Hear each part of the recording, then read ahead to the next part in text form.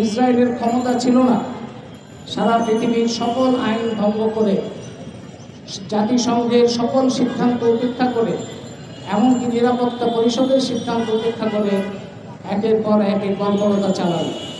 তারপর কি এটা সম্ভব হয়েছে? মার্কিন সাম্রাজ্যবাদের প্রত্যক্ষ সমর্থনের কারণে, প্রত্যক্ষ পৃষ্ঠপোষকতার কারণে এবং মার্কিন সাম্রাজ্যবাদের নিজের সেখানে কৌশলগত স্বার্থের কারণে।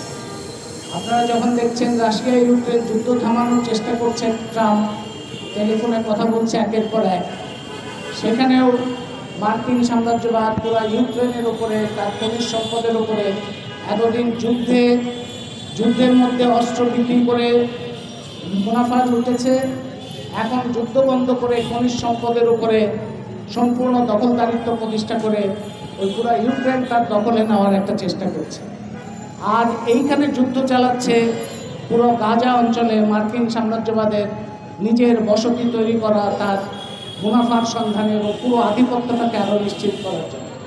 তার মানে সাম্রাজ্যবাদ যখন, মার্কিন সাম্রাজ্যবাদকে যদি আমরা বুঝি, যখন সে শান্তির কথা বলে সেটাও যুদ্ধ, আর যখন যুদ্ধের কথা বলে তখন তো যুদ্ধ।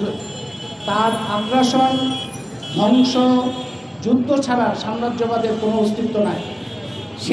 তারই প্রকাশ আমরা প্যালেস্টাইনে দেখতে পাচ্ছি। প্যালেস্টাইনের মানুষ লড়াই করছেন এবং সেই লড়াইয়ের সাথে সংহতি জানাচ্ছেন সারা বিশ্বের মানুষ। আপনারা খেয়াল করলে দেখবেন ইসরায়েলের ভেতরে, ইসরায়েলের যারা গণতান্ত্রিক চেতনা সম্পন্ন মানুষ, তারাও এর বিরুদ্ধে লড়াই করছেন, এর বিরুদ্ধে মিছিল করছেন। এটা আমাদের খেয়াল করতে হবে। আমরা দেখছি নিউ ইয়র্কে, আপনারা কয়েকদিন আগে দেখেছেন যে একজন ছাত্রকে, কলম্বিয়া বিশ্ববিদ্যালয়ের প্রাক্তন ছাত্র, প্যালেস্টাইনের পক্ষে কাজ করেছেন বলে তাকে দেশ থেকে বের করে দেওয়ার জন্য ট্রাম্প চেষ্টা করছে। তার বিরুদ্ধে ওই ছাত্রের পাশে এসে দাঁড়িয়েছে তার সহপাঠীরা এবং তাদের মধ্যে একটা বড় অংশ আছে ইহুদি। তা আমাদের খেয়াল করতে হবে যে প্যালেস্টাইনের উপর সাম্রাজ্যবাদের যে আগ্রাসন, ইসরায়েলের যে আগ্রাসন, এটা হচ্ছে সাম্রাজ্যবাদ পুঁজিবাদের আগ্রাসন। এটা ধর্মীয়ভাবে ব্যাখ্যা করা যাবে না। ধর্মীয়ভাবে যদি এই আগ্রাসন মোকাবেলা করা সম্ভব হতো, তাহলে আমরা দেখতাম সৌদি আরব কিংবা আরব দেশগুলো এইরকম নিষ্ক্রিয় এবং পরিষ্কারভাবে সাম্রাজ্যবাদের সহযোগী ভূমিকা পালন করত না। আজকে মার্কিন সাম্রাজ্যবাদের এক হাত যদি হয় ইসরায়েল, আর এক হাত আমরা দেখতে পাচ্ছি সৌদি আরব, এবং এই আরব দেশগুলোর নিষ্ক্রিয়তার কারণে ইসরায়েলের পক্ষে মার্কিন সাম্রাজ্যবাদের সহযোগিতা নিয়ে এই বর্বরতা চালানো সম্ভব হচ্ছে। সুতরাং প্যালেস্টাইনে এই ইসরায়েলের হামলা, সাম্রাজ্যবাদী আগ্রাসন, এইটা মোকাবেলার জন্য যে লড়াই হচ্ছে সেটা বিশ্বব্যাপী। সেই লড়াইটা অবশ্যই সাম্রাজ্যবাদ বিরোধী লড়াই হিসেবে যদি প্রত্যেকটা দেশে দেশে দাঁড়ায়, তাহলেই সাম্রাজ্যবাদ দুর্বল হবে।